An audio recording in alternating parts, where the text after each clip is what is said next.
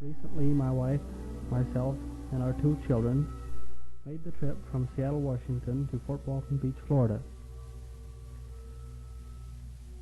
All along the way, we took pictures of all the highlights and the interesting sights that we have seen. And we're sending this back to you folks so that you might relive this trip with us, so that you will better understand the things that happened, the things we saw, the things we done. We are also making a soundtrack on a tape recorder.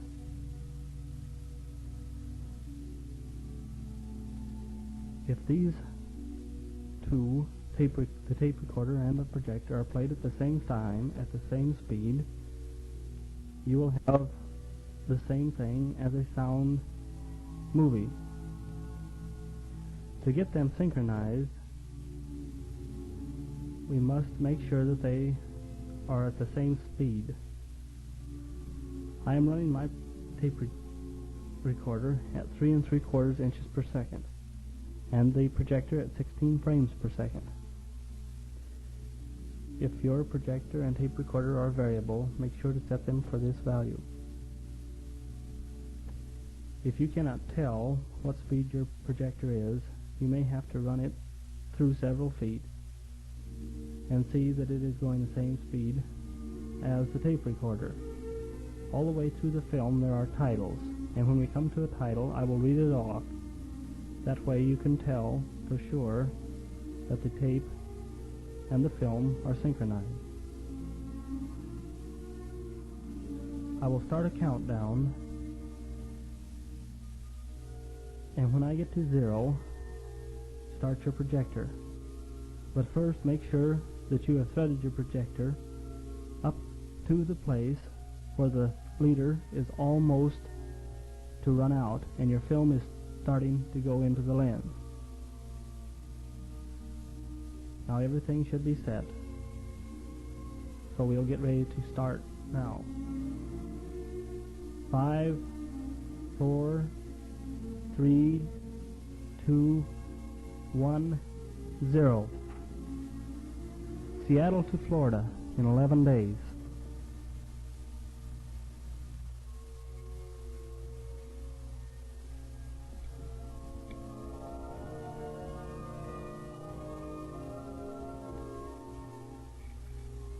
We started our trip on March the 6th, 1959, and we left Seattle about 3 o'clock in the afternoon. We had a new station wagon that we had just purchased 3 days before we left, and we had exactly 200 miles on it when we left Seattle. As you can see, we made good use of the space in the station wagon, for it was full, clear to the ceiling.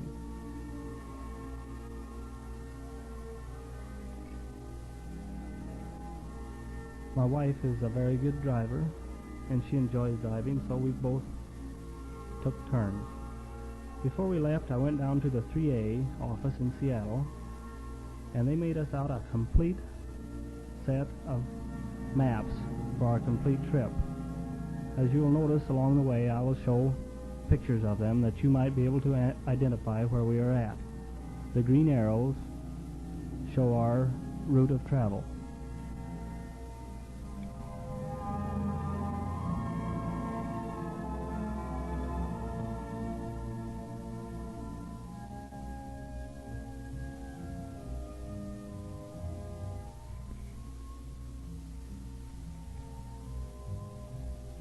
The weather was good as we started out, and we didn't hit any rain until we got near to Portland that night. Before we got to Portland, however, we came upon this field of daffodils. It was getting late at night and the storm was brewing, but they looked quite nice alongside the road.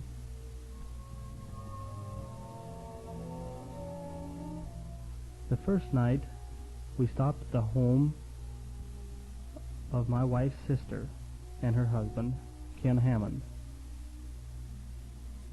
The weather was very good down there in Corvallis. As you can see, they had daffodils and other spring flowers blooming also. Ken is a professor at the State College of Oregon. There you see him now, getting ready to go to class. He lives almost on the campus. You can see there is one of the college buildings. The weather was so nice, and the campus was very green, that I decided to go on a tour of the campus with him. If Ken happens to be watching this film, perhaps he can point out some of the points of interest, the buildings that we saw down there.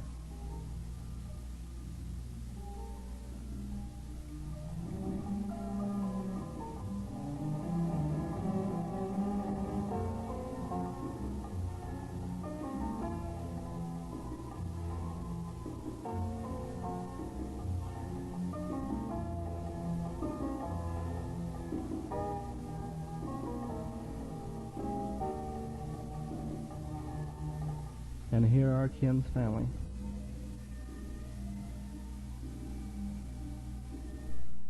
As we traveled on toward, we noticed there's a dam.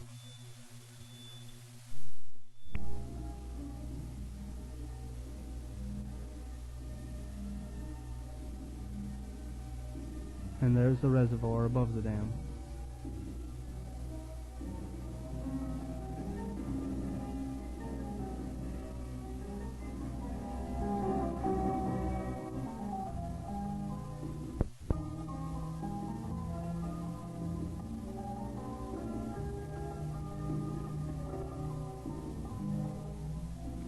Just after we ate dinner at a little town called Oak Ridge, we came upon a lake off to our right side that we could see through the trees before we got to it. When we finally approached the lake, it looked so nice and so calm that we decided to stop a minute.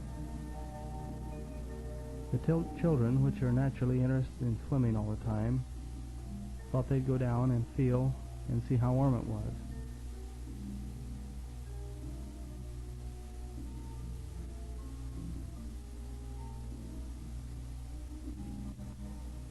It didn't take them long to change their minds, however, as this is a snow-fed lake.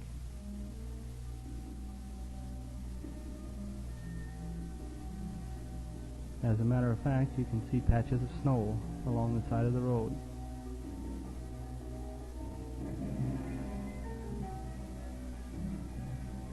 Traveling on, we now approach the California border.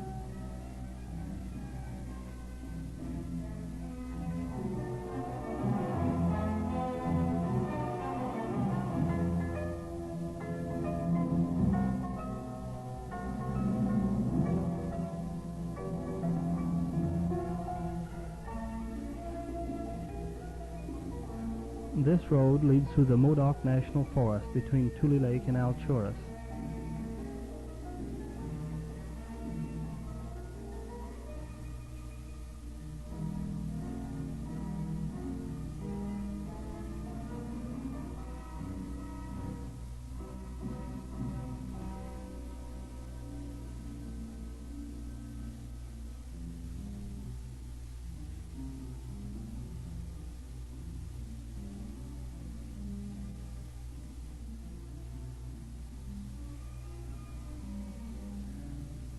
The road is a very good two-lane road and was in good condition.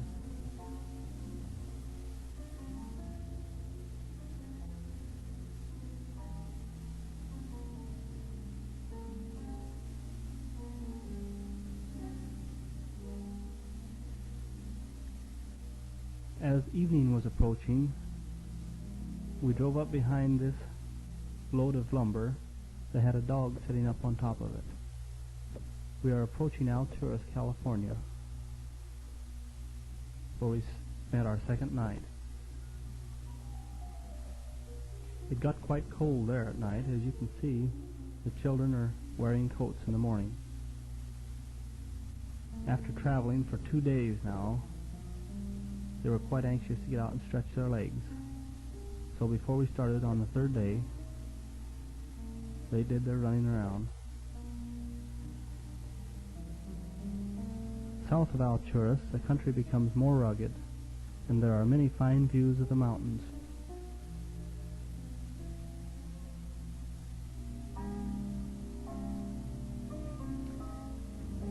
This is the state border between Nevada and California.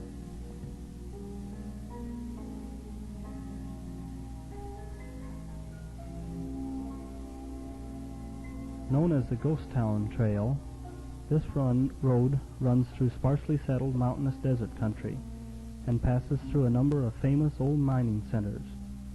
Rugged Rocky Mountains are seen to the east and west.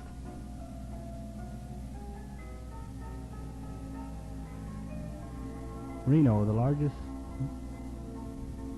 the biggest little city in the world. This is Virginia Street and the world-famous Reno Arch.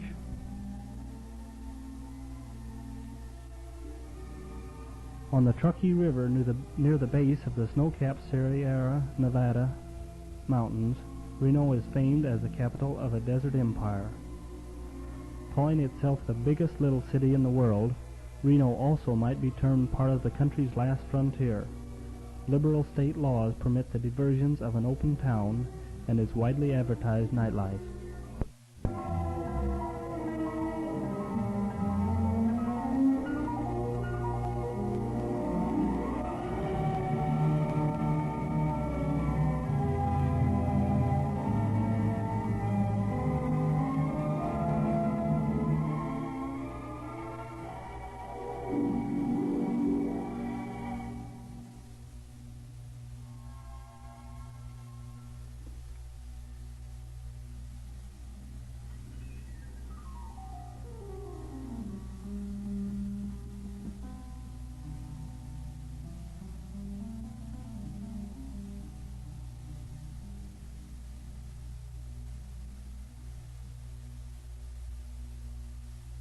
There wasn't much scenery along this portion of the route, except in the background where you could always see the mountains.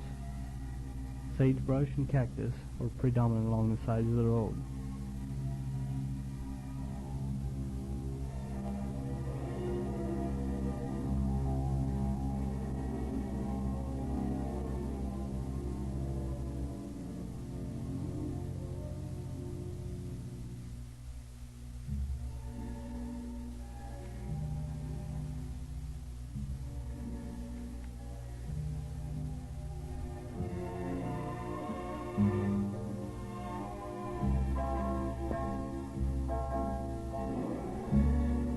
This is Honey Lake, and again the children were tired of riding and were interested in swimming. The only reason we consented to stop for a while was that Terry had been eating candy and his face was quite dirty, so we had to stop, and here he washed his face in the lake.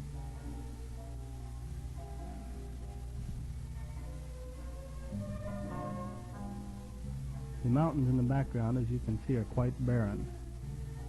However, they tell me that many a miner has been over these mountains.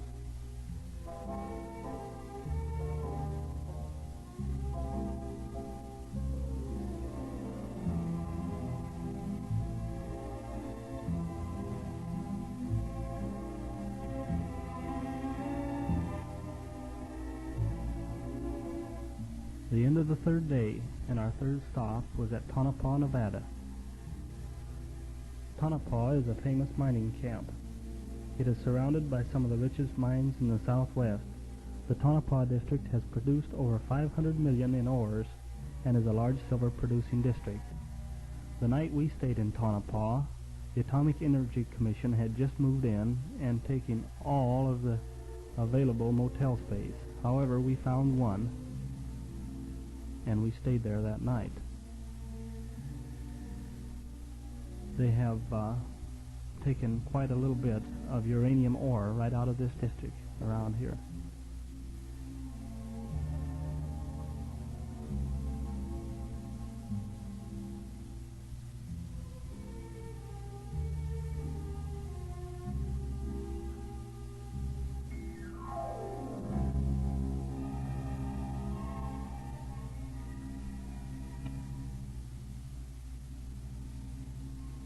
As you can see, the roads were flat and good, and the speedometer reads 85 miles an hour.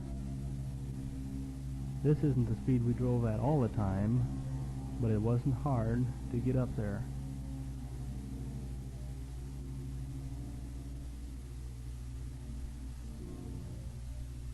Las Vegas, Nevada.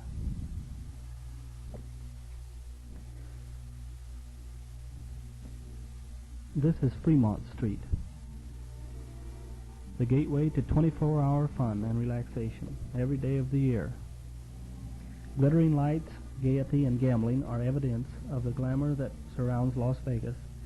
Eminent entertainers display their talents in new luxurious hotels and colorful casinos on the famous Strip. The liberal state laws permit unique pastimes and make this desert playground an all-year resort. Surrounded by scenic beauty, Las Vegas is in a region where mining and ranching are the main industries. My brother, Wes Stipe, lives in North Las Vegas, and this is his home right there. He was quite surprised to see us, as he had no idea we were coming. We persuaded him and his family to pose for us in front of their house. There he is, with his wife and her children. After we had visited a while, my brother took us on a tour of the Strip at night. There's the Stardust. We went into the Stardust, by the way, to see how they operate the gambling wheels, etc. There's the famous golden or silver slipper in the last frontier village, the Sansuke Hotel, the Dunes, one of the large popular hotels featuring big stage shows, magnificent grounds, large swimming pool, beautiful casino, and excellent restaurants.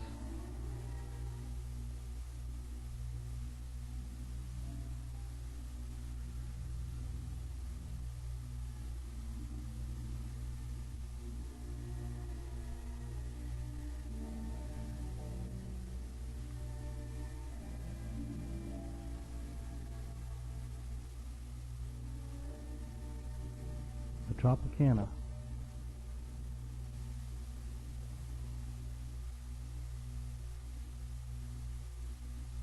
In the background you can see a candle that lights up from the bottom to the top. That is the sign of the famous flamingo.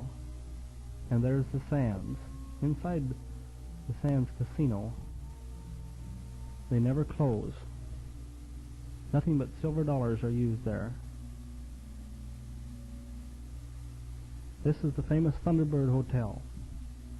Always a popular hotel with all visitors, known for its excellent accommodations and service. Now this is the same street as we saw before, only at night. This is Fremont Street. As you notice, they have no street lights here, so they don't need any. We stayed all night that night with my brother Wes, and the next morning we got up early and drove to Hoover Dam. This is Lake Mead above the dam. This is the downstream face of the highest dam in the world, 727 feet, located at the Arizona-Nevada boundary.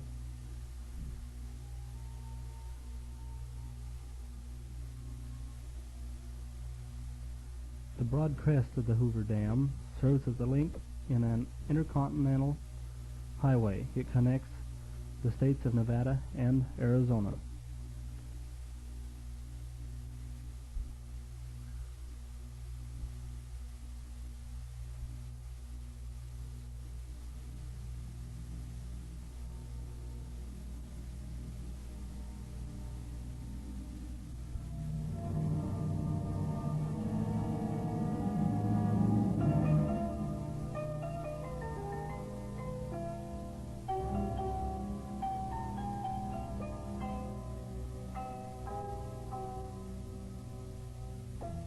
This is an upstream view above the dam. As you can see, the water level is considerably lower than usual.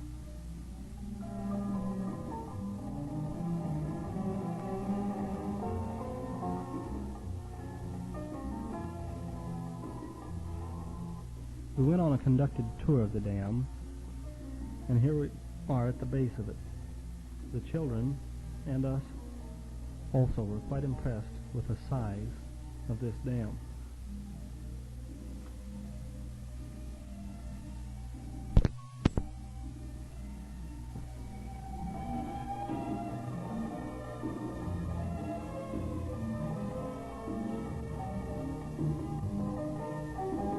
If you can, I'd like for you to pick out that red truck right down beside the water at the base of the dam.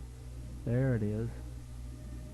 That shows you what a telephoto lens on a camera can do. After the tour, we got back in the car and we're on our way once more.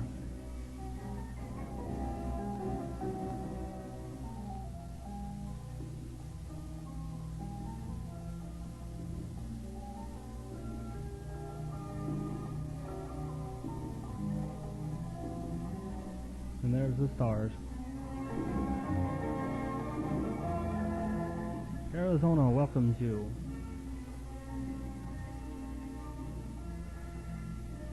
Terry was very glad to get out here. He was getting tired of sitting. And naturally, being a boy, he likes to run.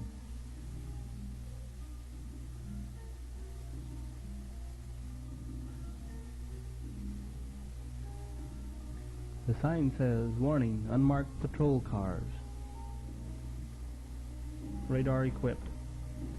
And here's the family in a Joshua tree.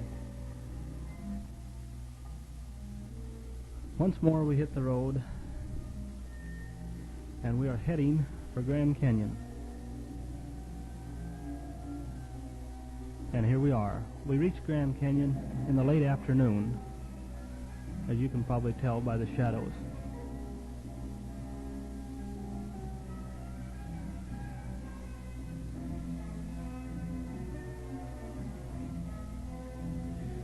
The Grand Canyon of the Colorado River, an unusual example of stream erosion, is one of the world's outstanding spectacles.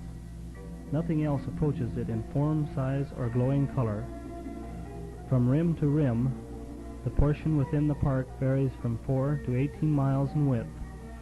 It is 5,700 feet deep, measured from the north rim, which averages about 1,200 feet higher than the south rim. Located in north-central Arizona, the park's eastern boundary includes lofty painted walls, east of which lies the Painted Desert.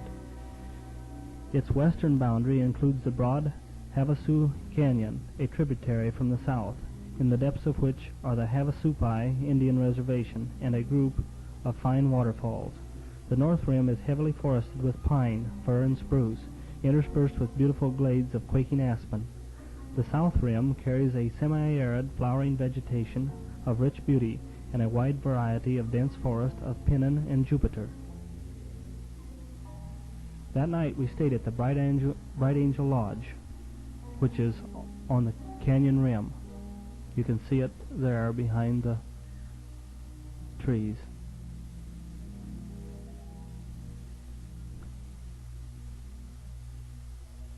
The next morning we traveled on down the canyon, stopping at various sites, taking pictures and enjoying the many-colored canyons.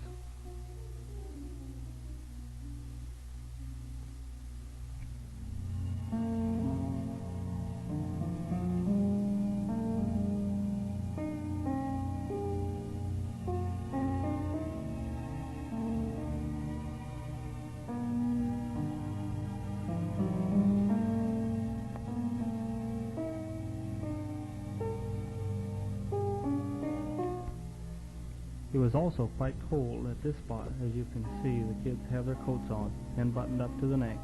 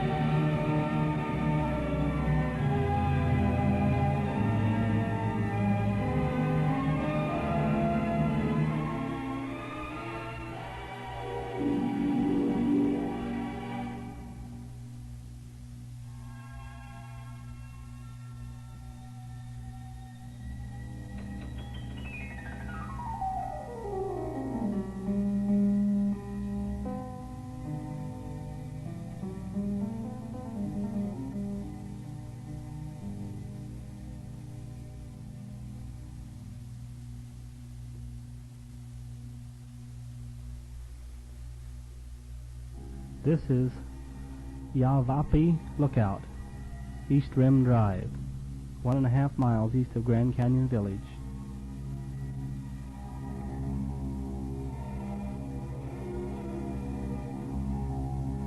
Mojave Point.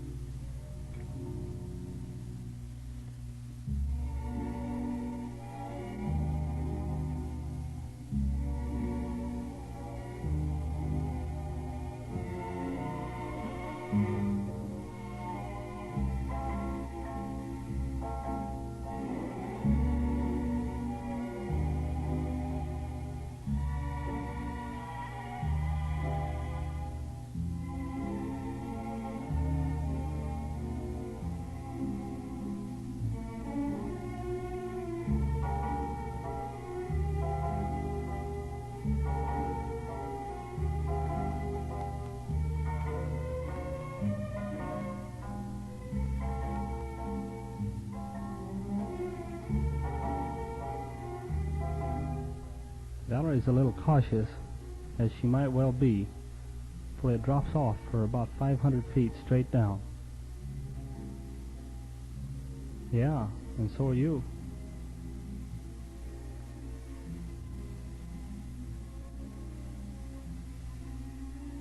It's fun throwing rocks in a canyon like this, though, Terry says.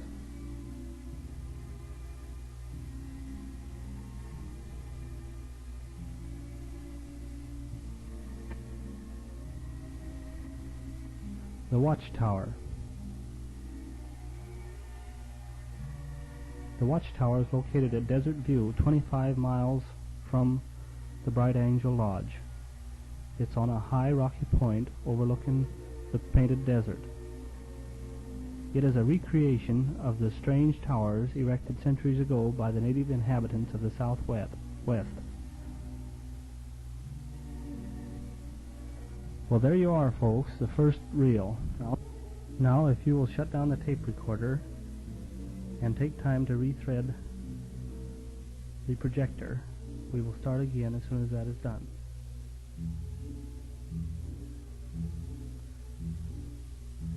Now, if you have the camera rethreaded the way we had it before, we will start the countdown once more. And at 0, flip the switch. Ready? 5, 4, 3, 2, 1, 0. This is a little place we came upon in Arizona called Cameron. As you notice, the Indian squaws and their children are sitting out at the front of the trading post. As a matter of fact, Cameron has another significance for us, because all the service stations were closed down in the Grand Canyon, and we couldn't get any gas. As we left the Watchtower, our gas tank read 0, and we coasted most of the way to Cameron. I'm a little late on this, but this is Oak Creek Canyon. This is in southern Arizona, between Phoenix and the Grand Canyon. This is also quite spectacular, as the roads are quite winding with sharp turns and steep grades. This is the first place that we really saw a touch of spring. When you get down in the canyon, you'll notice the trees are already leaved out and everything looks quite nice and green.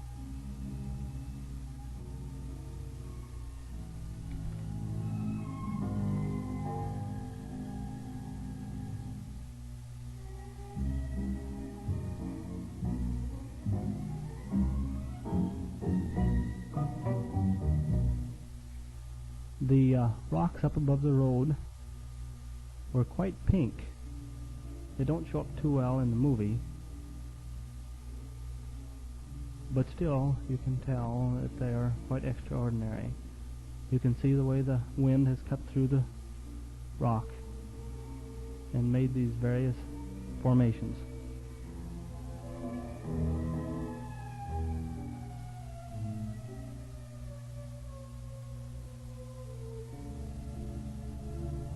I think my wife liked this Pontiac, as she followed right behind it through the whole trip. Well, after we came out of the canyon, ouch! we came upon a bunch of cactus. Terry didn't think they were sharp, so we told him to sit on one and find out, and he did. And as he comes back, you can see he wasn't just kidding, for Mary Jane has to pull out what's left. They were sharp.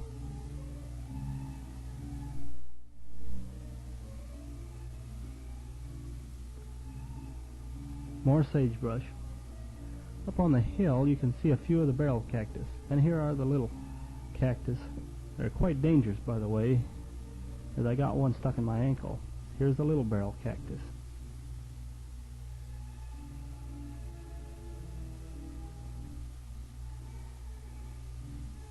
Those cactus were what they call saguaro cactus, and they're the state flower of Arizona. We are now approaching Phoenix, Arizona.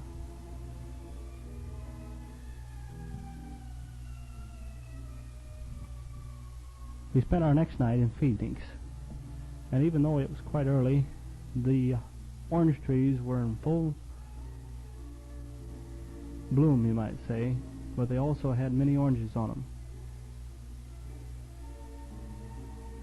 We stayed at a little motel just not too far from the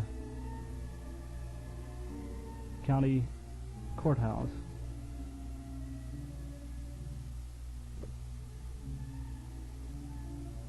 Next morning, as we left Phoenix, we noticed the many palm trees alongside the road. The countryside was covered with vegetation. These are the Superstition Mountains in southern Arizona, where fortune hunters still seek the famous Lost Dutchman mine and its $1-million hoard of pure gold. These are some of the cactus that are quite abundant in the countryside through here.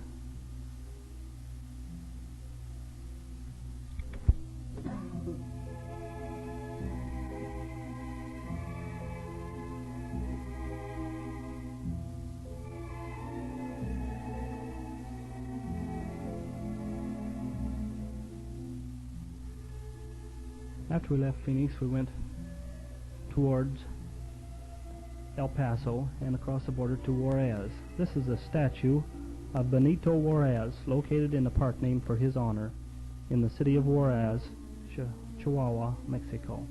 We took a ride in a yellow cab through the old city, as we knew the cab driver knew the sights much better than we did.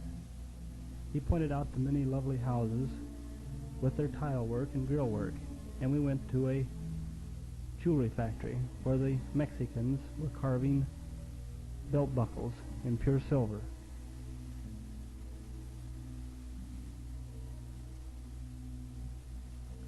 I also had one of the leather workers put my initials on my camera bag. Kind of hard to see as there wasn't much light where they were working. There are many nice buildings in Juarez as we went through the nicer part of town, and you can see how predominant the iron grill work is,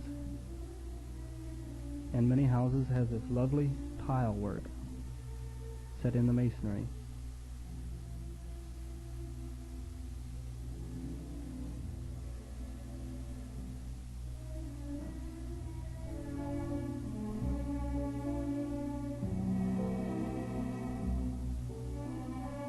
But as in any town, there is a nice section and the poorer section.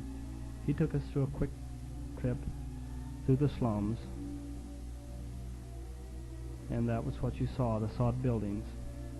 Here we are leaving. We went back over to El Paso. We are leaving El Paso, traveling along the highway towards Carlsbad. We're traveling quite fast, but the plants you see out there are what they call yucca. They're probably the most beautiful of desert vegetation, sometimes called the Spanish bayonet. They say that these plants are carved up during times of drought and fed to the cows.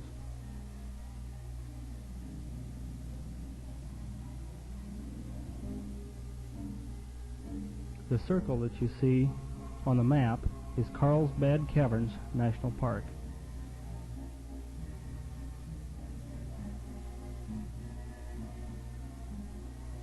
The caverns are right out in the desert, it seems as though.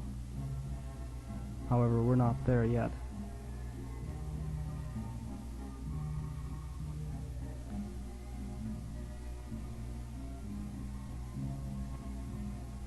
There goes a helicopter overhead.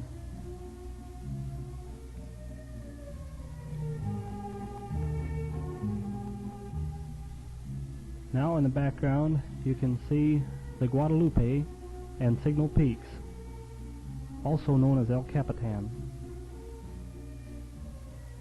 The elevation is 9,600 feet and the highest peak in Texas. Watch out for this dip, folks. When you see a sign that says dip, you better slow down. All through Texas you see these colorful signs saying, "Welcome to New Mexico, land of enchantment." Carlsbad Caverns. We got to the caverns quite late in the evening and didn't see as much as we had planned. There the children are sitting on the rail before you go down in the hole. And this is the hole. As you can see, it's quite dark and the picture didn't show up very good. We went on that night to Hobbs, New Mexico and stayed at the Sands Motel. The next morning when we got up, we looked around a bit. The weather was real nice. We had our own swimming pool, which was full, and the manager said we could swim there if we wanted. However, it was too cool. Leaving New Mexico, hasta la vista.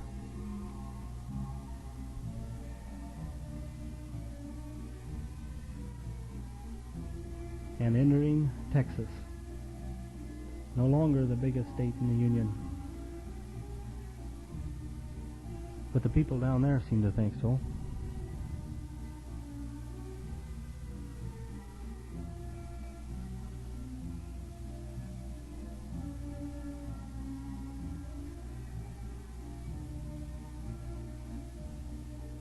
All through Texas, we run into quite a bit of dust, especially in the western portion. The dust got so thick sometimes that we could hardly see the road. Highway 126. And there are the grasshoppers all through the western Texas. You'll see these gas pumps, or oil pumps as they are, working away, pumping up the dollars.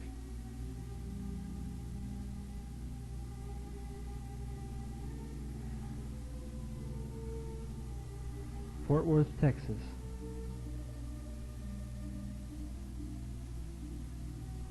Now you'll see the nicer part of Texas. We got into Texas, or we got into Fort Worth, I'd say about 5 o'clock in the afternoon. And according to the map, they have a freeway that goes all the way from Fort Worth to Dallas. So we thought we were on the freeway. Here I am taking maps of taking pictures of the signs. However, we got on the wrong road and ended up downtown Fort Worth. But after a little driving around, we got back on the freeway and took off for Dallas. Irving exit, next right. Irving, by the way, is where my nephew lives, Larry Shields. This is the skyline of Texas, or the skyline of Dallas, which is in Texas. We stayed all night in a penthouse in Dallas at the Belmont Motel. Again, we had our own swimming pool, and this time it was warm enough to use. However, we didn't. The children figured they had to ride horses while they were in Texas, so here they are making like cowboys. The dust storm I was talking about earlier is now behind us, as we were driving faster than the dust storm was. But it reaches Dallas that night about 6:30, and we really got covered with dust. Ride 'em, cowboy.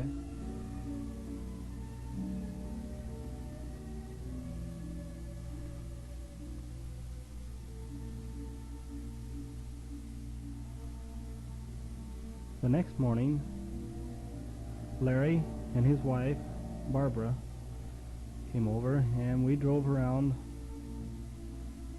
Fort Worth and Dallas, as they are only a few miles apart. Here we are going through Fort Worth, and this is the Will Rogers Memorial Park in Fort Worth, Texas.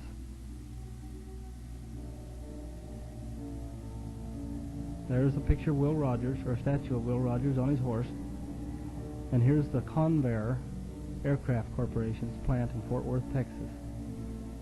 I have an uncle that lives in Fort Worth, my dad's brother, Rober Stipe. We went out to visit Uncle Rober, and he was quite glad to see us, as he had just got out of the hospital and wasn't feeling too well. He stayed inside. He has a very nice house in a very nice portion of Fort Worth. There's Larry's car. Coming back now from Fort Worth to Dallas on the turnpike.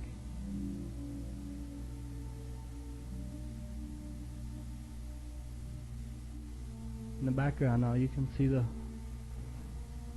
skyline of Dallas, Texas.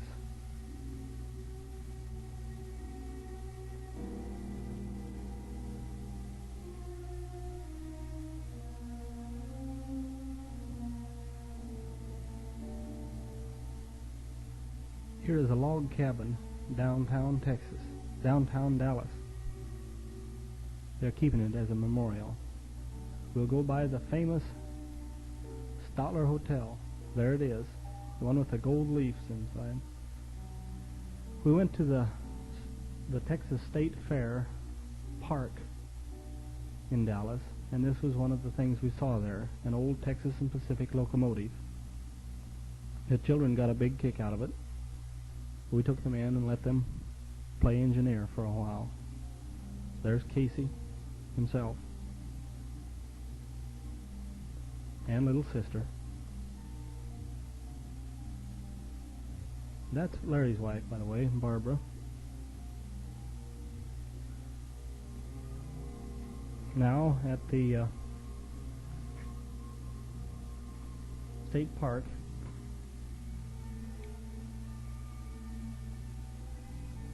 the Fair Park is a huge permanent exposition plant, home of the annual State Fair of Texas. Hall of State in the park is a shrine to Texas heroes and contains two of the world's largest murals and fine statuary.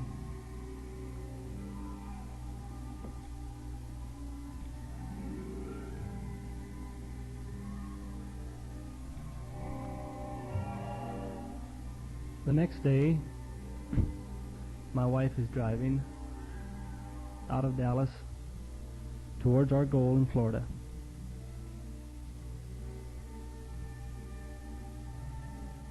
As you can see, eastern Texas is quite different from western Texas, as there are large cattle ranches, many fine homes,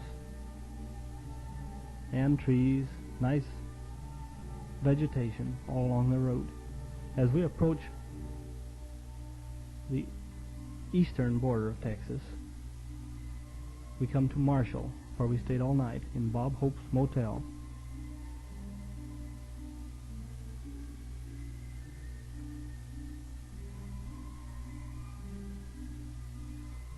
Between Longview and Terrell, there is a noted East Texas oil field. The country is level, less wooded, and sparsely settled between Gladewater and Dallas. Louisiana. U.S. Highway 71 traverses level and slightly rolling farm country. There's Colfax. Do you recognize the people and the town?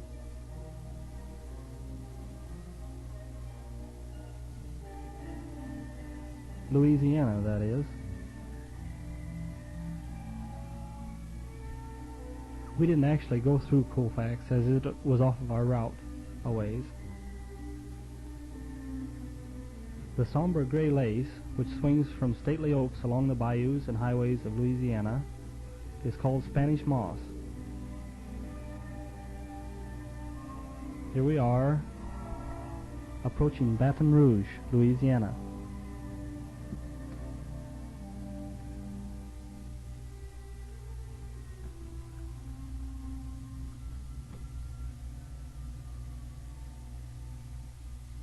There's the mighty Mississippi, as you see through the railing of the bridge.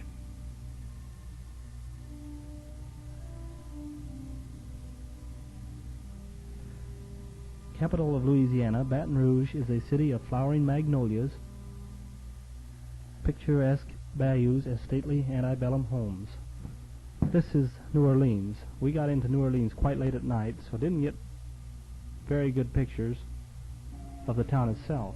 However, this is the motel where we stayed on the edge of New Orleans.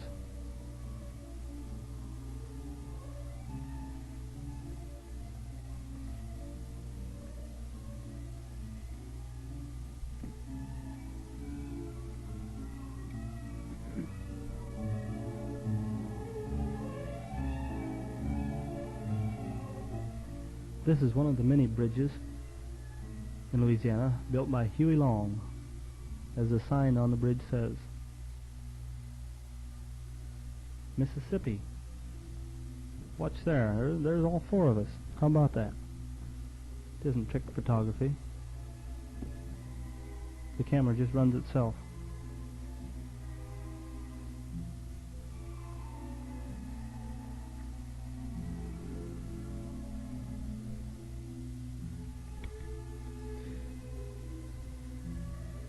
This is Mobile.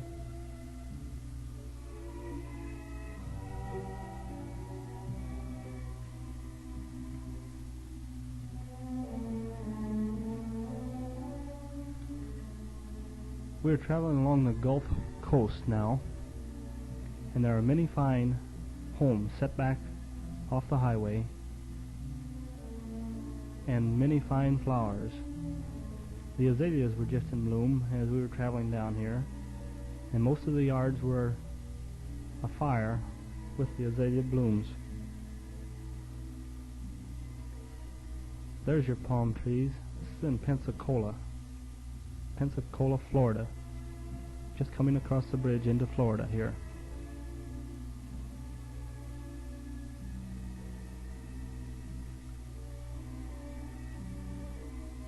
This is Pensacola Bay. We're crossing the bridge. The bridge is quite long. And our last stop and final destination, Fort Walton Beach, Florida. This is the house we rented the first night we got here, 159 Magnolia Avenue. We want you to notice how bare it looks. No flowers. Matter of fact, if you can look to the right of the house, you can see a stalk where now stands our banana tree. Magnolia Avenue.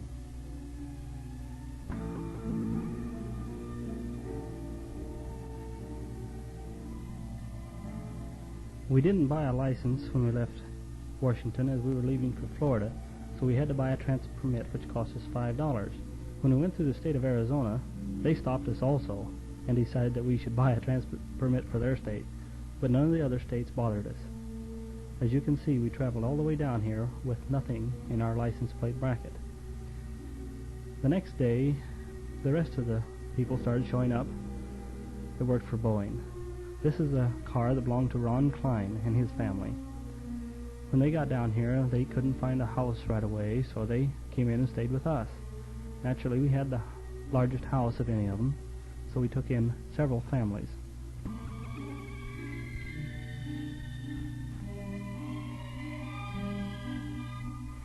That is the end of the second roll. We have 2 more rolls to go. However, if you're tired, you can stop here and see the rest after an intermission, or whatever you like. At any rate, when we start out with roll 3, we will turn over the tape recorder tape and start on the other side of the tape recorder. There is 100 feet or so of tape left on this side, but it isn't enough to finish another reel of film. So remember that when you start over again, make sure to turn the tape recorder over. Tape over. Is that clear? Okay. We'll now sign out. If you're ready to go again, so am I. We'll synchronize this film just the way we did on the other one. So, if you can remember the way we did it, thread your projector up to where the leader ends and the film starts. And then as I get to 0, flip the switch and we'll be ready to go. Are you ready? 5, 4, 3, 2, 1, 0.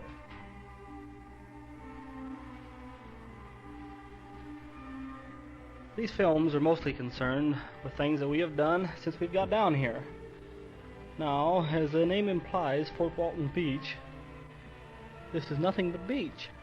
And there isn't much else here but beach. But the beach is wonderful.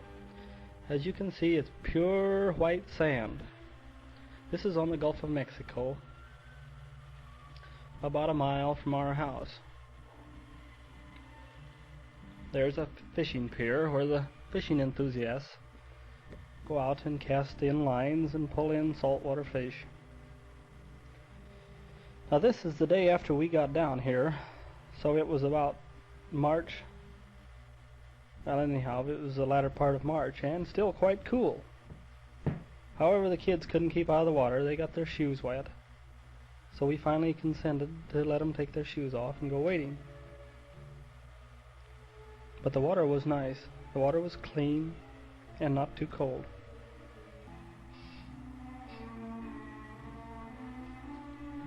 This was a picture I took of some porpoise. Now this is taken with a telephoto lens and they're quite a ways out there. So you'll have to look close to see them. There they went. The porpoise are quite thick down here in the Gulf. There's a picture of Jack Williams. Just after he got down here, he couldn't help it. He had to go buy himself a boat.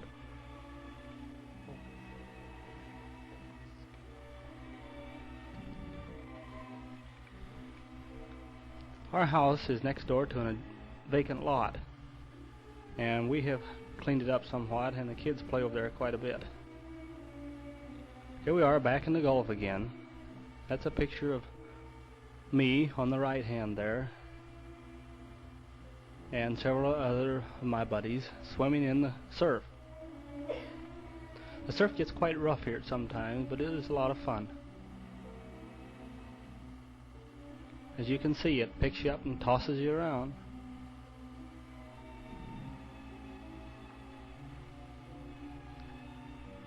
This is Don Cross's little girl, Maureen. And did she ever enjoy the sand? That's Don Cross on the right and his wife, and then Charles Agtee and his wife on the left. Yeah, that was a pretty one. The Agtees come from Pullman, by the way. And there's Mary Jane. See how slow she moves? She's picked up the habits of the South already.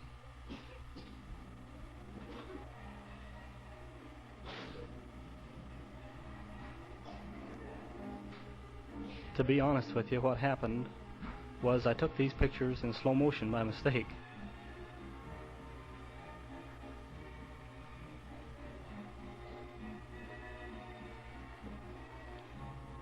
When Easter came, as usual, it rained. I've never seen an Easter without rain, so down here, too, we had rain on Easter. But the kids got out in their Easter clothes, and we had an Easter egg hunt. There, Terry found one. Run before Valerie finds it.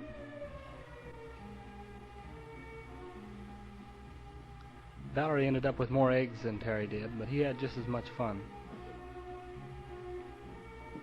While Valerie spends her time in school, Terry has to play by himself. Here he's got a homemade boat on the end of a string, and so we give him a chance to take it down to the beach and try it out.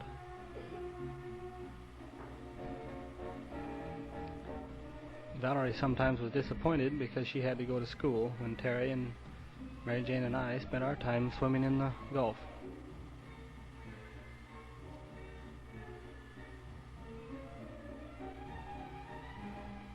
At times the Gulf is quite rough, as it is shown here, and we have other pictures when it is calm as a lake.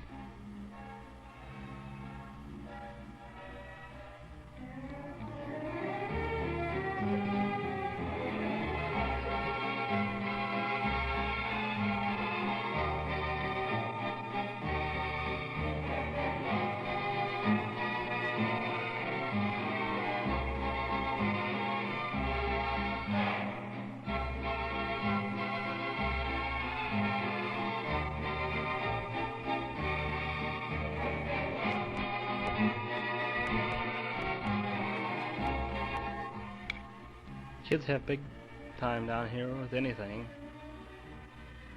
We bought them a few balloons, and they play with them till they break.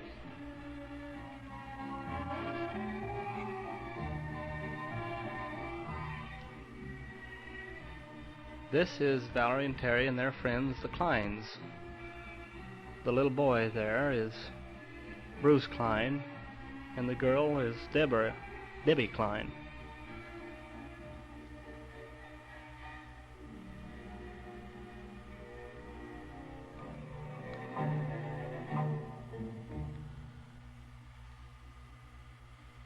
And everywhere we've been, we've had flowers. We planted all the flowers we had room for this year. And we had a few rose bushes that were already here. I almost missed this bud, but that's a rose bud.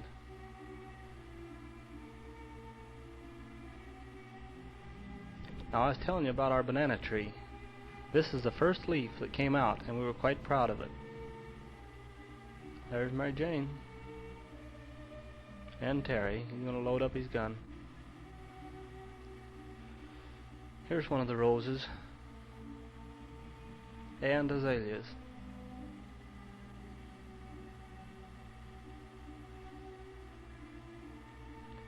And once more, back to the beach.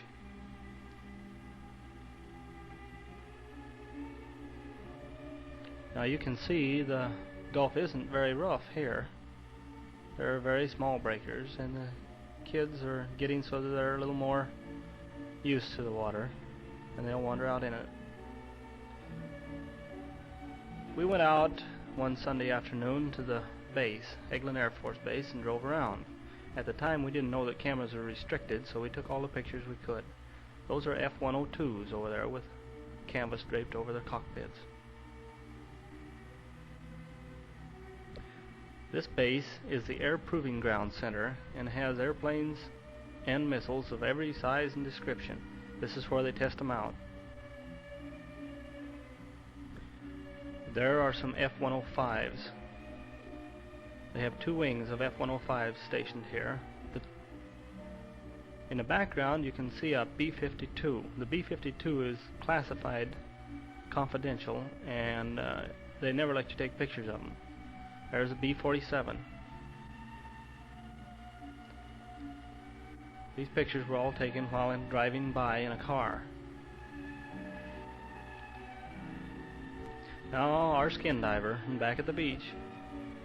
Terry's getting a little more used to the water, so we buy him a mask and a snorkel, and he almost gets under the water.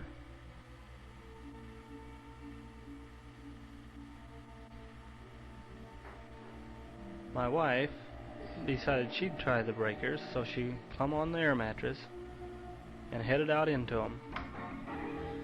As you can see, it's great sport. There's Don Cross blowing up the other air mattress. Now there's Mary Jane out there. Look at that big one. And here comes another one. Hold on to your air mattress. There it goes. Elbows and feet.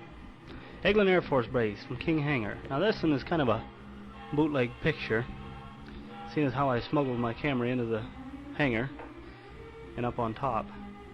There is a pair of F-105s coming in after a mission. King Hangar is the largest hangar down here, and it happens to be the place where Boeing is has their operations, testing the B-52 with a Hound Dog. There is an airplane coming in on the north-south runway with its drag chute deployed. You can see a B-52 across the field in the background. That happens to be B-52-002, which is Boeing's. Came down here for several days. There goes a cargo airplane taking off. At the north end of the field you can see a lineup of F-105s.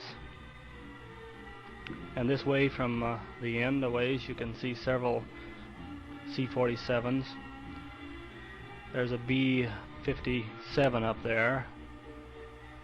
Several cargo planes.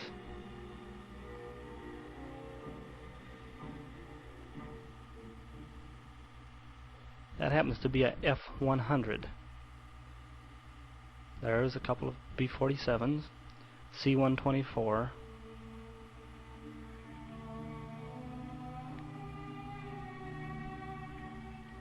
Now there is our airplane, B-52G 472. If you look close, you can see the Hound Dog hanging under the left-hand wing. It's a long, sleek white missile. B-58 in the background. There's our other airplane, the F. Now you can see some B-52s flying over. This happens to be the firepower demonstration that was given for the bigwigs down here.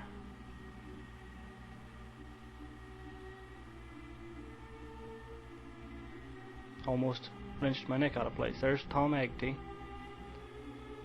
Here comes a helicopter.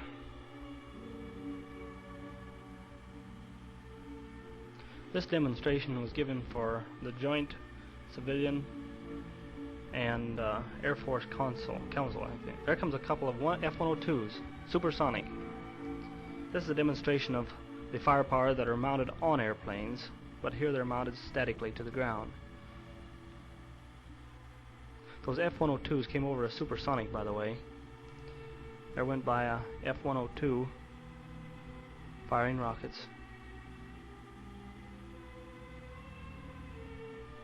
Here comes an F-101 Voodoo firing a rocket.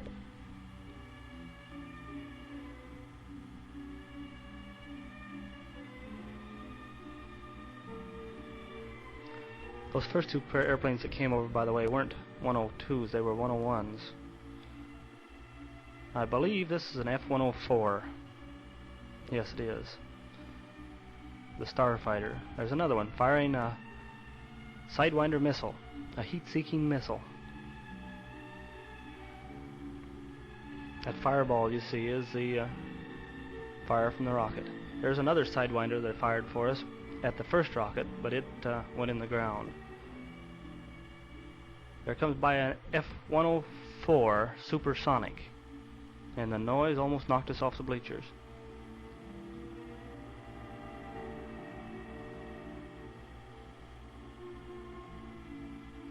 He's turning over and over as he climbs. Here comes by a formation of 4 F-100s. Now watch. They're going to drop some fire bombs, napalm bombs. There's some more F-104s firing rockets. Here comes one high and to the right. Watch the rockets. There they go, on target.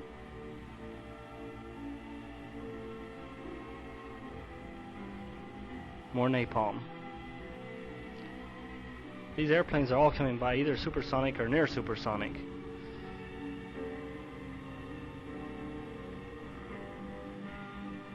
Now this is a demonstration of F-105 skip or toss bombing. Each one of those trails are a bomb. He throws 3 of them.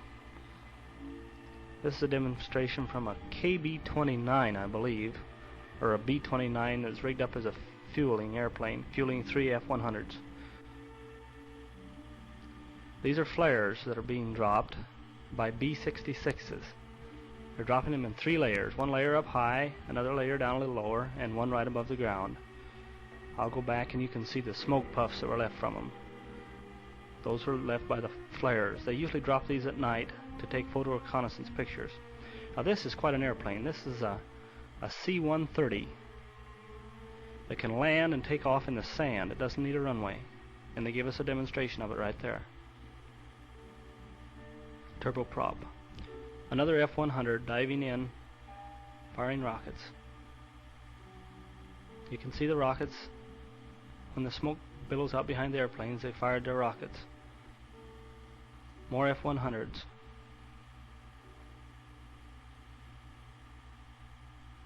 These pictures were all taken with telephoto lens.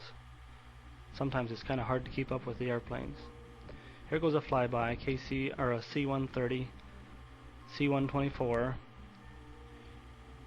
and a C-133.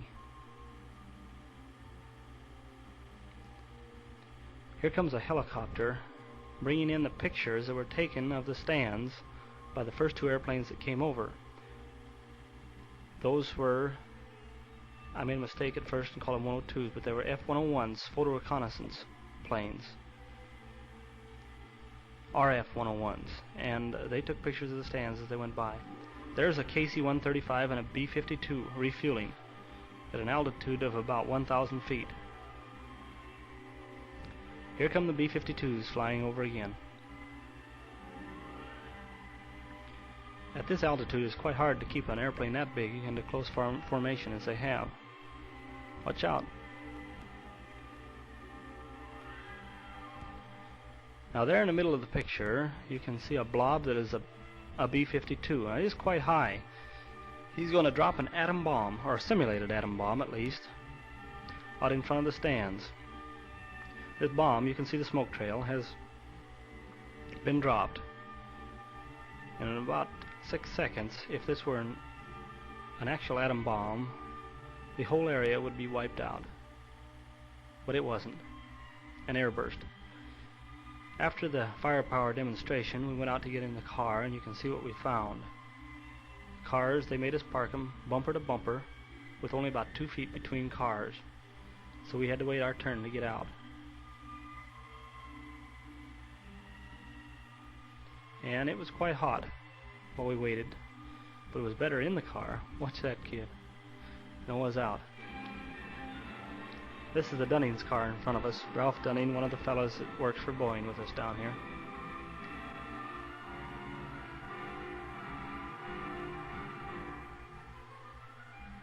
Welcome to Niceville, Florida. Here we are at the beach again. This happens to be Silver Beach.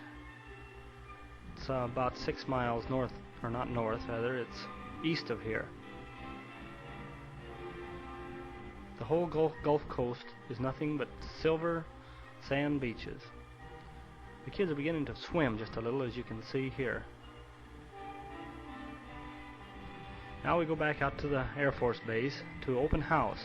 Now this time cameras were allowed, so we took pictures of everything, as you can see, from rockets to airplanes. These are our friends, Ralph Dunning there with his camera and family.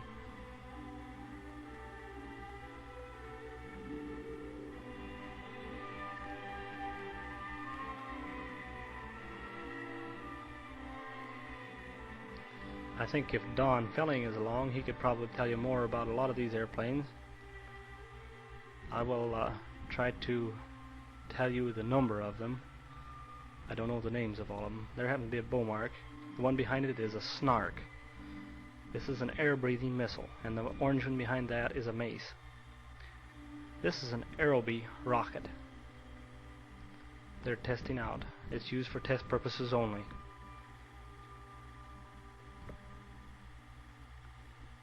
This is the Dunnings and their family up viewing an F-100. And this is a nose section, or a nose view of the F-100. Terry got pretty inquisitive, so he went up there and asked the man if he could fly it. So there he is in the cockpit. There isn't much of him sticking out over the top. He said the seat was hot though. There he comes down. This is a B-66 made by Douglas.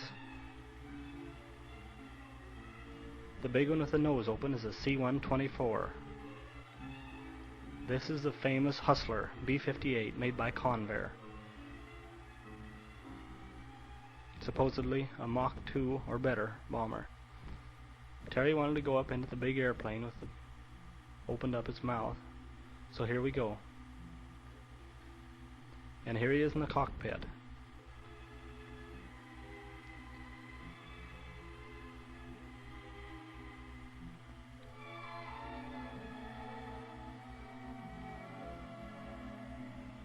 Looking out of the cockpit of the C-124, you see the Hustler, a B-52 in the background. Underneath the wing of the C-124, you see 2 RF-101s, the Voodoo. That's the business end, or the intake end, of the jet pod on a KC-135, and this is are the wheels. This airplane is made by Boeing. It's a jet tanker.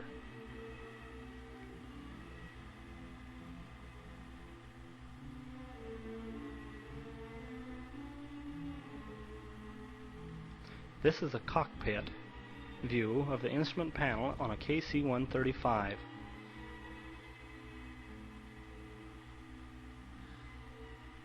This is looking out the window of the KC. Another view of the B-58.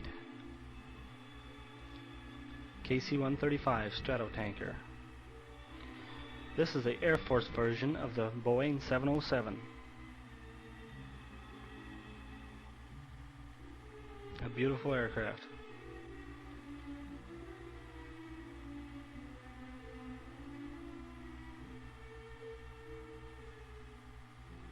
There Terry is and Mary Jane at the landing gear on a B-52. Looking under the wing of the B-52, we see the 130 in the background.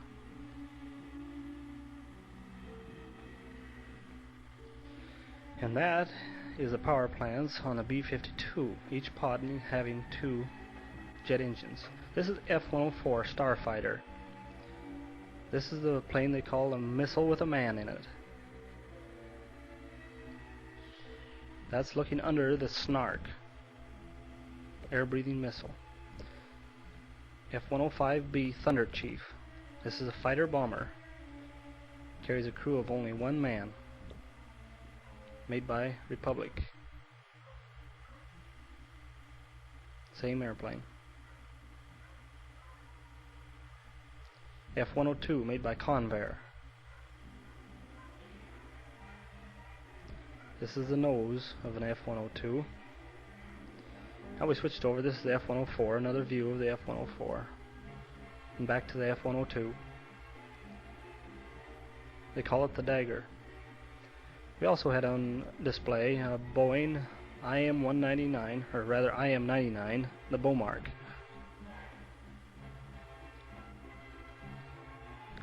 Terry went over and got acquainted with the dummies. The dummies they use in testing ejection seats, and was quite interested in the Vulcan aircraft cannon, which is more commonly known as a Gatling gun. This has 6 barrels that revolve.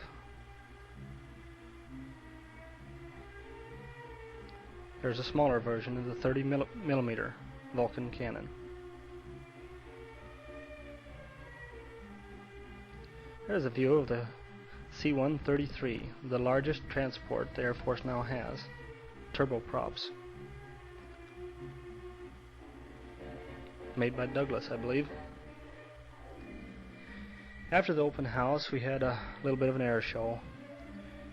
There's an F-101, an F-102, F-104, F-105.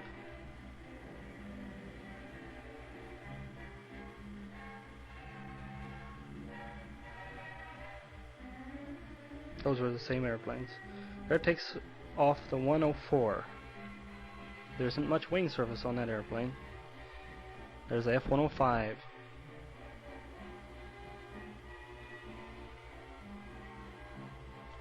And the Boeing B-47. Beautiful airplane in flight. There goes the 102, passing by the stands. They're not going supersonic at this time because they're on the base, and if they did, they would break many windows. Where we were at before, we were out a long ways from the base. We were out in a range, and there was nothing out there that would break. This is a picture I took of the B-47 doing barrel rolls, but he's too far away, you can't see him. And the Thunderbirds came by for a short show.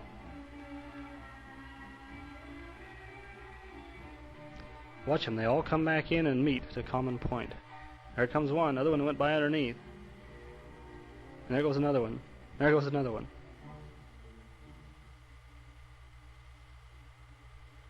There they are, flying by in formation, about 40 feet off the ground. They're doing a 180 roll in 45-degree steps. And that is the end of another roll. Now you can shut off the tape recorder while you rethread the projector.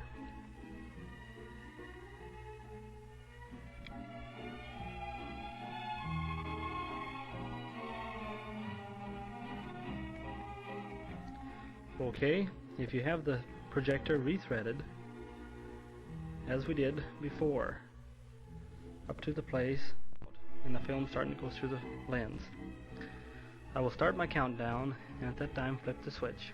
Here we go. 5, 4, 3, 2, 1, 0. And then the rains came. And when it rains down here, believe me, it really rains. There's a banana tree in the background, and the rain is coming down in sheets. Instead of a road out in front of our house, it looks like a canal. The road is almost full to the gutter with water.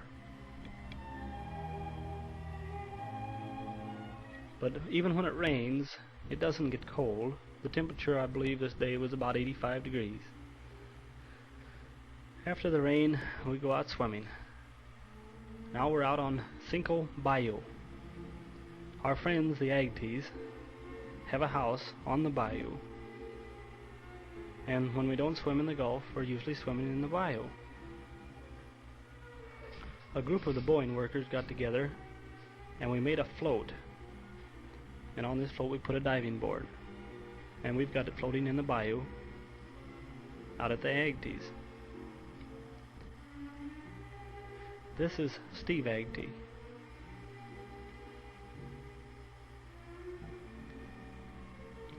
And there's yours truly. This is the diving board I was telling you about in the float. People down here don't know what diving boards are. You never see one anywhere, so we had to make our own. And there's Valerie. Now watch her. She's learned how to swim and to dive. That was a pretty good dive.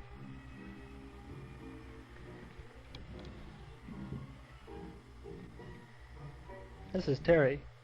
He's going to get real brave and go off the diving board. I thought he was going to go off the diving board, but he didn't make it. He will later on, though.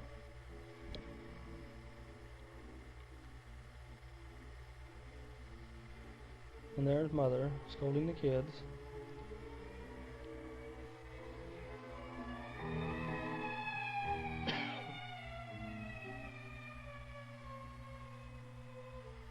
There's Valerie again, showing us how to swim on your back and then swim back to dock. There she goes. Look at those hands go.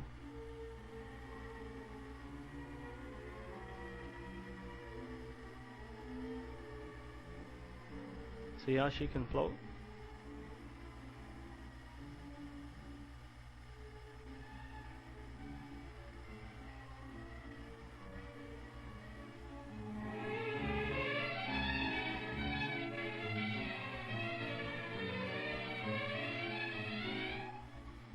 This is Dawn Cross swimming out to the float. Okay, Mary Jane's learned how to dive, and pretty good too. Watch this. A perfect dive. And pretty proud of herself. What do you think of this for a boat? It's not much more than a couple of boards with a motor on the back of it.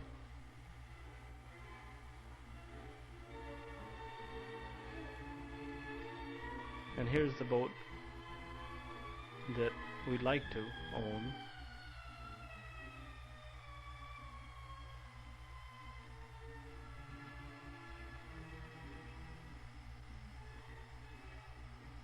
There's our dock. We're quite proud of that. It's floating on 7 barrels. The diving board we made up, laminated out of 1x4s, tapered. There's Terry diving. What do you think of that dive? It's a belly flop, but it's a beginning.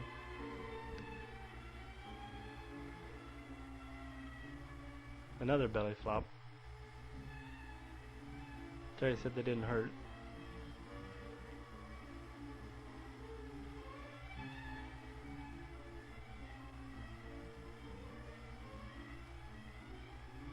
There's Mommy trying to coach Valerie.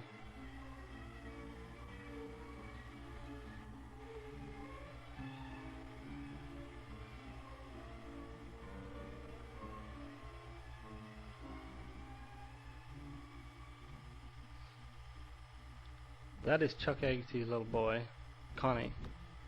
He's about the same age as Valerie. And his older boy, Steve. There's our bathing beauty on the diving board. The Cinco Bio Bridge in the background. She'll dive off the diving board if Mary Jane's sitting on the end of it. She's doing much better now, though. There she went.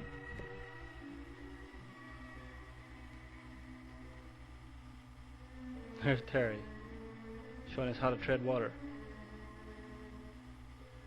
and stir up foam.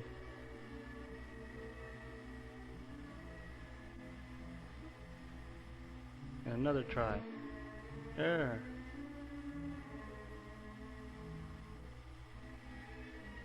And Mary Jane. Terry's still stirring up foam. This picture was taken inside Valerie and Terry. Can't see it very plain. We have a big mirror hanging over our Davenport, as we always have. Now this picture was taken underwater, believe it or not.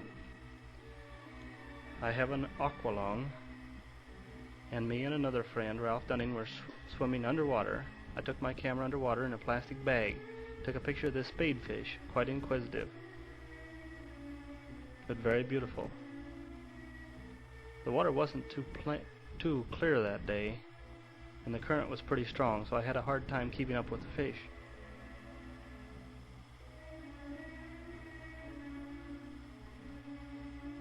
Here comes Ralph.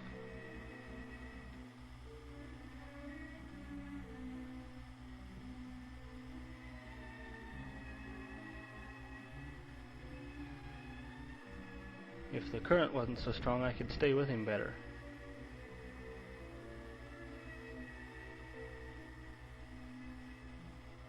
There's a blackfish. All kinds of fish. Don't know even the names of half of them. When you're underwater, they're not as scared of you. They'll come over and look and see what you're doing.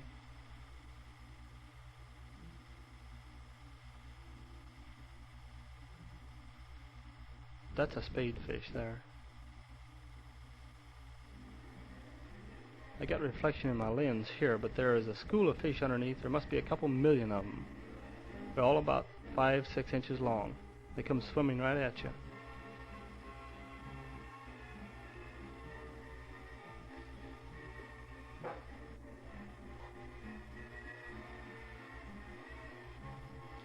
This is fireworks. We're down at the Tower Beach, which is down on the Gulf Beach, and we took these from our back porch, or from our front porch rather, in our front yard. They're about a half a mile away, so they didn't show up too plain.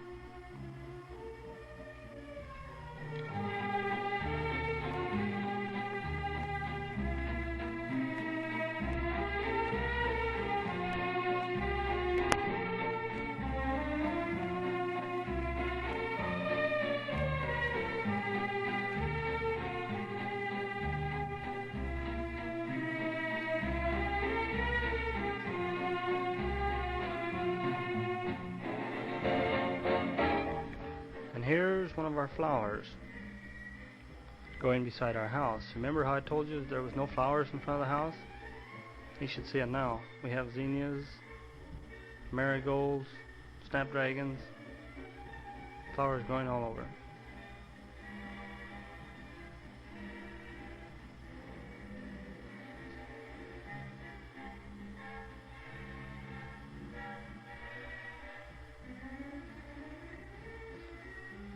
This is a banana tree I've been telling you about that we're so proud of.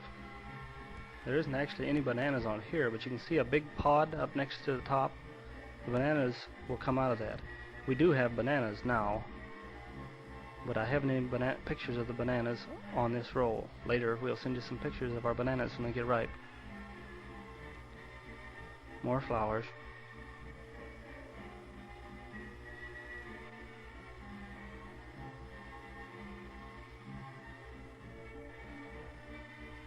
And more banana trees.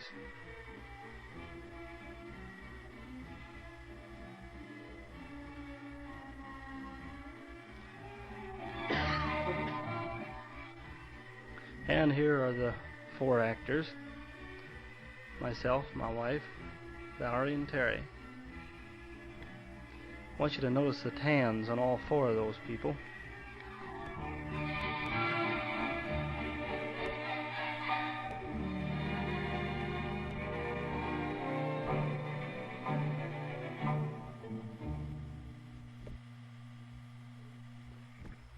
This is another flower, a flowering bush we have in our front yard. It's called the Althea.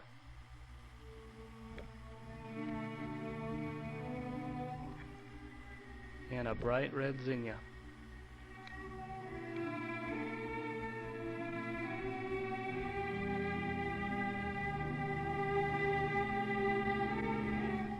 Diving at Morrison Springs. Morrison Springs is a freshwater springs about 60 miles north of here. It is fresh water and quite cold for down here. The water is about 52 degrees, but it's so clear you can see to the bottom of a 60-foot hole. We went down about 65 foot into this springs, but people have gone down to 290 feet.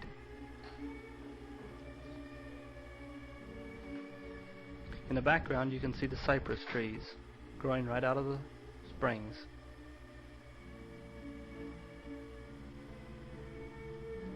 You notice the way they operate the boats down here. They don't use oars on the side. They use one oar in the back, and they call it sculling. Mary Jane couldn't get her boat to go at all.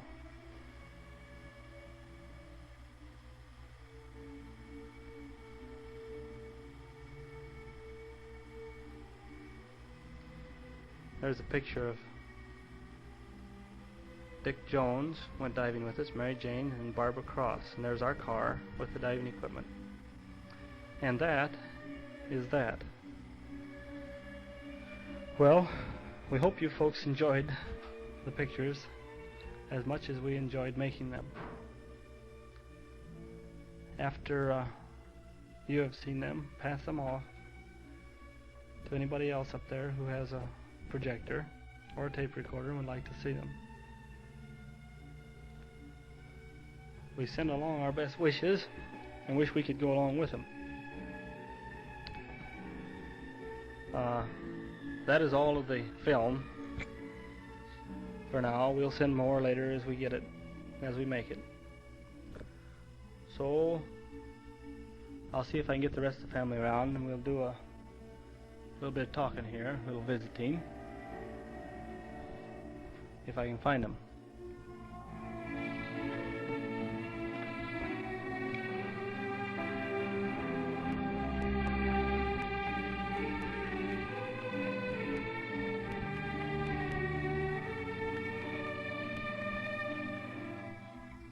These pictures were just the highlights of what we've done, and not all the highlights. There's lots of things that we have done since we've been down here that we have omitted to get on film.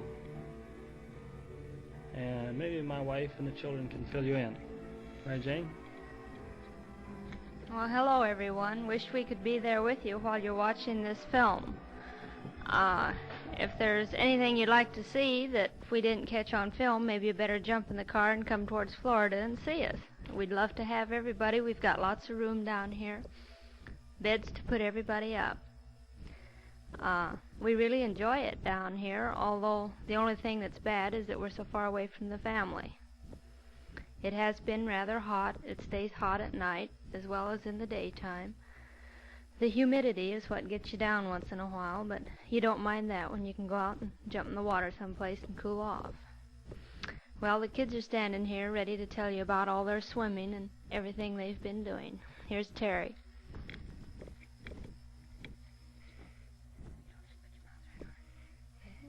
Hello. My dad's building a boat for Don Cross. And what else can I say? Tell them about your swimming. I don't know what. Tell them about how you've been diving, Terry. I know how to dive. You skin dive? Right in here. And I can ride a surfboard and swim. That's all I will say. Okay, now you can hear Valerie's voice. If she sounds a little bit funny, It's because she's lost a couple of her top front teeth, and the words don't come out quite like she wants them to. So here she is to say hello to everyone. Hello.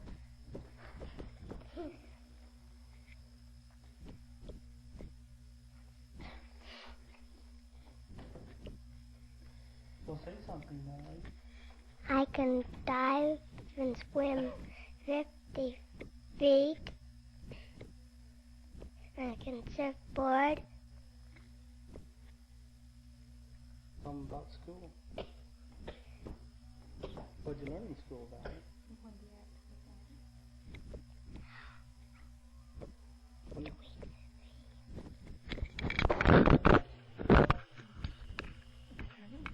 Well, we just dropped the mic. I don't know what there is about one of these microphones that the minute the kids get in front of it, they're tongue-tied. Up until then, you can't shut them up.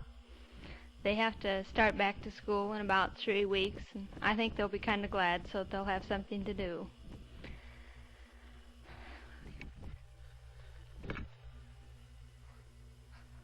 Well, I guess Mary Jane ran out of things to say already, so I'll talk about what she thinks. Talking about the weather, it is quite warm. Our weather down here has been ranging between about 85 and about 98. I don't believe it's got up to 100 yet, but the humidity has been ranging about the same, about 85 to 98%. And it gets quite miserable because whenever you work, you don't have to work very hard. You just work a little bit and you're sweating quite bad, or perspiring, and it doesn't evaporate. And even at night, the temperatures stay up above the 85 and 90 mark, and so it is a little hard to sleep. But we have a big fan in our house, a huge fan. It's an attic fan, and we turn it on and leave it on all day long usually, and sometimes at night. Never use any covers down here to sleep with. The one thing that I might tell you about that I'm quite proud of, since we got down here, I got what we call an aqua lung, which is an underwater breathing apparatus, so you can swim underwater.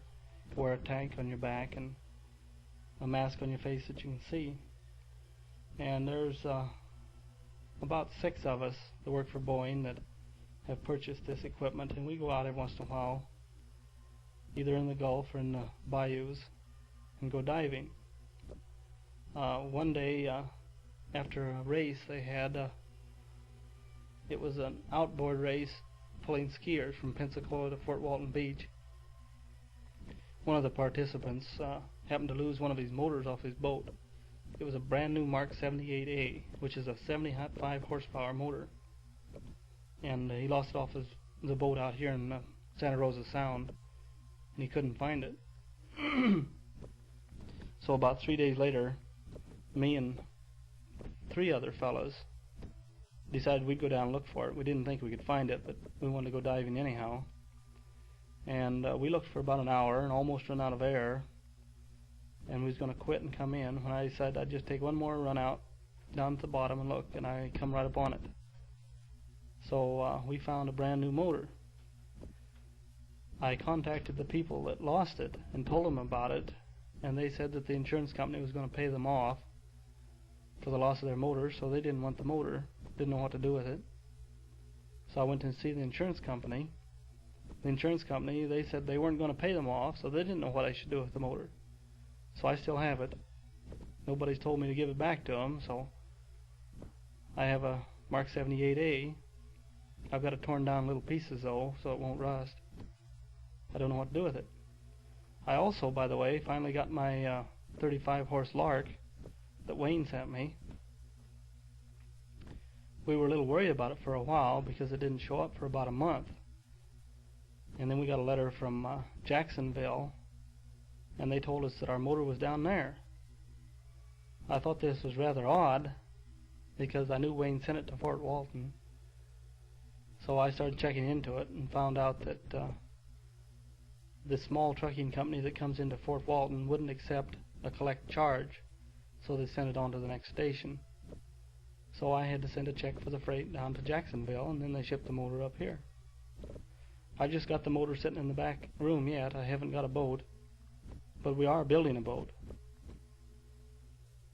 Talking about this diving, I went out in the Gulf the other day, about 5 miles, with Dick Jones. He was in the picture, maybe you remember. He just bought a brand new 22-foot Owens cruiser. And while we were out there, we went diving. And didn't do anything spectacular. I speared a fish. Got seasick. Matter of fact, everybody got seasick. But anyhow, we did get a chance to go out quite far. It's only about 100 feet deep out there, however.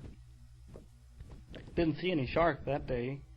About a week before, we went out in the Gulf and saw several sharks. But we didn't see any that day. I guess I've talked long enough. Maybe Mary Jane's thought of something to say now. Well, as of yet, we haven't seen an awfully lot of Florida. We'd sure like to go down further south and round Cypress Gardens in Miami someday. We hope that one of these days we can get some time off, but seems you have to work to make a living around here. Fort Walton isn't too big a town. We have some pretty good supermarkets. Not too big a selection of dry goods stores, though, so a lot of us go to Pensacola to do our shopping, which is about 50 miles away.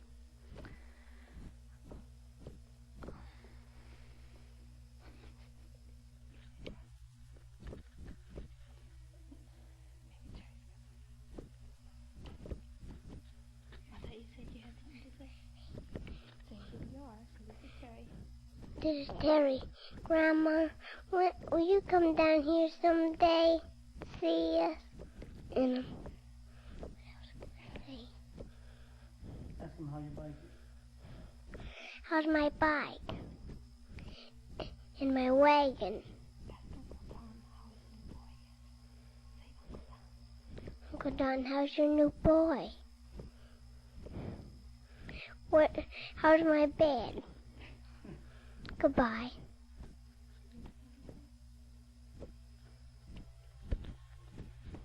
Talking about Pensacola, it's actually a pretty nice place. They have the the School for Aviation Cadets for the Navy down at Pensacola. It's a pretty good sized town, and they have a real good selection of stores. And anytime we need anything we can't find in Fort Walton, that's where we go. This motor that I found, I had to go down to Fort Walton, or down to Pensacola, and find out about the insurance down in Pensacola. I also went down there and talked to a lawyer, and he told me that anything I found in navigable waters was not free salvage. In other words, I couldn't just take it and say it was mine, but the people that lost it would either have to pay me a reasonable amount for salvaging it, or else they'd have to give me the motor. But still haven't heard anything. I might say a few words about our work out here. Can't say anything that's classified, of course, but we've had pretty good luck with it so far. North American congratulated all of Boeing for the wonderful work that they've done in supporting their missile. We've fired about 4 of them over the Atlantic missile range and haven't had a failure yet. So we're doing a lot better than the Vanguard and the Atlas. But the weather down here every once in a while gets in the way. It seems like down over the Atlantic range this time of year, the clouds and thunderstorms build up about noon. So the airplanes have to take off before, about 6 o'clock every morning they have to take off. So we have to get up early and make sure we can get the airplanes off so they can get down to the missile range before the clouds build up too much. Valerie, by the way, now is wearing glasses. When she started to school, she was just a little bit behind the pupils from down here, and the teacher told us about it, and they finally give her a eye test and decided that she should have an eye examination from an optometrist. So we took her down to Pensacola, and sure enough, I don't remember, what was her vision? It was 20/80. I don't know what that means, but normal vision is 20/20. So he got her some glasses that are about as thick as the bottom of a jar. But she's doing real good with them now. She wears them all the time, except when she sleeps. And she's supposed to go back again in 6 months and have them checked again. Not much wrong with Terry, except he's pretty ornery. We keep his hair clipped pretty short. We all got a pretty good suntan. Most all of us burned a little bit for the first couple times, but after that was all over, it was pretty good.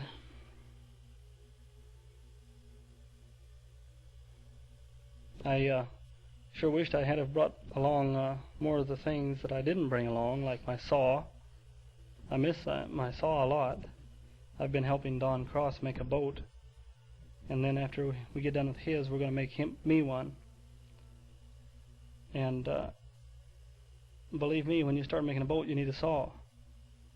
We have set up a business down here. There's 3 of us, me and Don Cross and Charles Agtee, and we call ourselves General Service Company, so we can get material wholesale. That way we can buy all our lumber and screws and brass and everything we need for boats wholesale.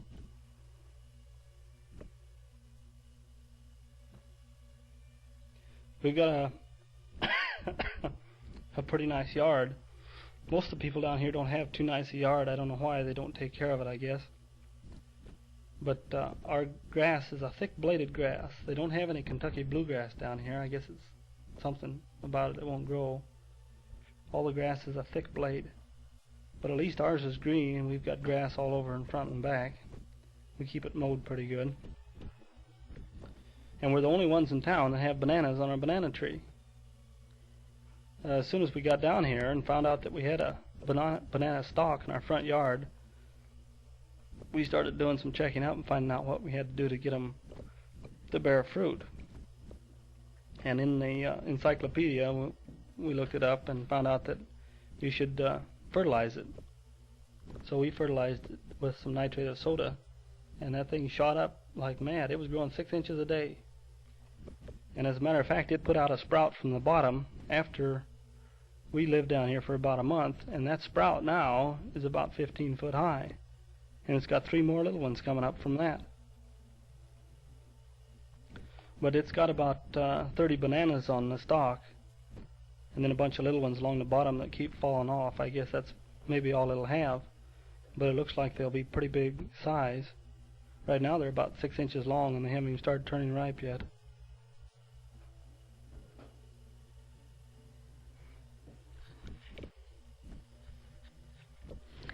Well, if Ann's listening to this, I want to congratulate her on her coming marriage, and sure wish that we could be there to see her get married, but I guess she can make it without us.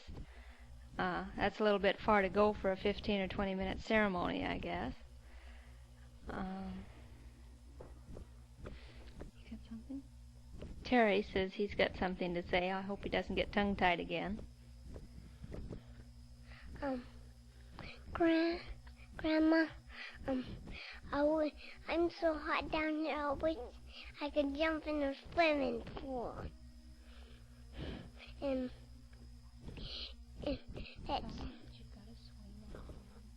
we gotta swing.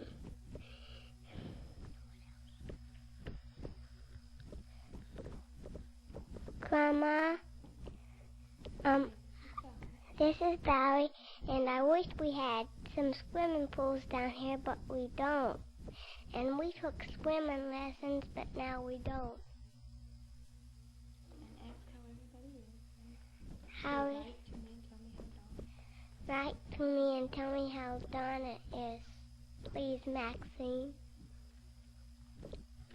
Grandma, this is Terry, and we gave one of our banana trees to the egg teas. Goodbye. I don't know, these kids, they got lots of things to say until you tell them to say it. But I don't know what they want a swimming pool for. That's a new one, because we got all kinds of water. Of course, it's salt water, and that's a little bit different from fresh water. But we've been swimming quite often. But here the last week, it seems like we all have caught a summer cold. I can't imagine why, but we caught a cold in the middle of the hot weather, so we don't go swimming. One day it rained down here so hard, though. It doesn't rain all the time, by the way, but it just comes and goes. But it rained so hard that the kids put on their swimming suits and went outside and played in the rain. It was still about 90 degrees and coming down in buckets. Grandma, we found a place that had fresh water, and it had a big hole in the ground. It was called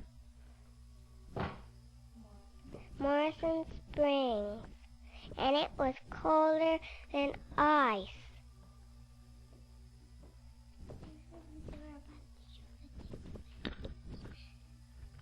Grandma, this is Terry, and we saw the shore of the Ten Commandments. Bye. Well, Grandma,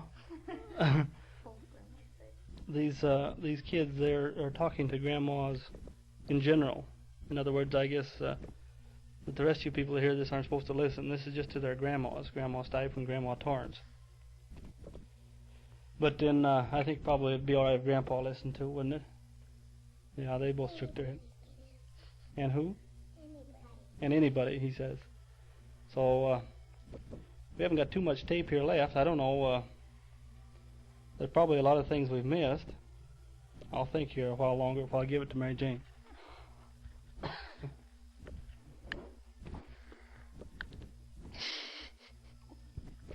Well, I get tongue-tied just as much as the kids do. I know I'm a pretty poor letter writer. It seems like it takes me quite a while to get around to answering letters, but I will eventually. We sure enjoy getting letters from everyone and finding out what's going on up there. We really enjoy getting the Gazette every week, although there's a lot in it that people in it that we don't know anymore. There's still some news in it that we like to read, and we go from back to front on it. I've been pretty busy trying to get the kids ready for school down here. I've been sewing for Valerie, and I guess I'll have to make Terry a few shirts too, since he's going to be in the first grade. Their school down here is from the 1st to the 6th grade in Fort Walton here. It's a large school. They have 5 first grade classes and as many second grade classes also. Although they're hoping that they won't have to go into split session this year, they're expecting a larger enrollment than they had last year. The kids go from 8 in the morning until 2:30 in the afternoon. It isn't too bad. Makes them get up kind of early because they've got about a half-hour walk to school, which doesn't hurt them at all. And I think Valerie's getting kind of anxious to go back to be in the second grade so that she can learn a lot more than she did in the first grade.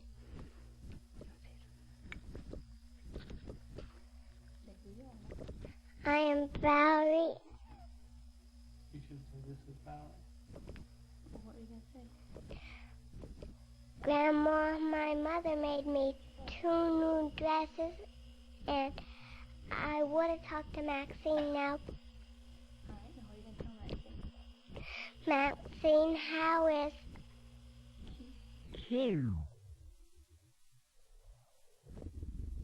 Donna getting along?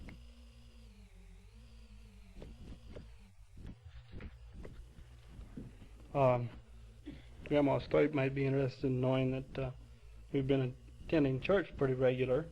We finally did find a church down here that was our brand, the Nazarene Church. It's small, and they just started it. Matter of fact, they just got done dedicating it. The church, huh? They dedicated it on Easter. I thought it was the Sunday before Easter. Well, anyhow, they dedicated it on Easter, so they just got done building it. And they've been trying to organize one, I guess, around here for a couple of years. And they only had, I think it was 20-some the first few Sundays we went. And today, let's see, what is today? Well, this is about the 9th of August, I guess. But today they had a record attendance of 66 people. It's been going up every day, so We're kind of proud of our little church. We've had a part-time pastor all the time. He wasn't a full-time pastor because he's an architect, but it was too small a congregation to afford one. But starting next Sunday, we're going to have a full-time pastor. A new preacher just got out of college is going to take over. The people down here all talk with kind of a southern drawl, like, you know, but we haven't picked it up yet. The kids have started to, but they're still talking fairly well northern. It's pretty easy to pick out the northerners and southerners down here because they think we talk funny. A lot of times we, especially when we go down and buy groceries and whatnot, we kind of wish we were back in the great Northwest because the vegetables down here aren't too good. I don't know why. And the price of most vegetables are higher than they were back home. Only thing is really cheaper is perhaps the bread. I don't know why that is either. Back home where they raise the wheat, the bread's higher than it is down here where they have to ship it in. But that's the case. And got a little note here for Lois and Wayne.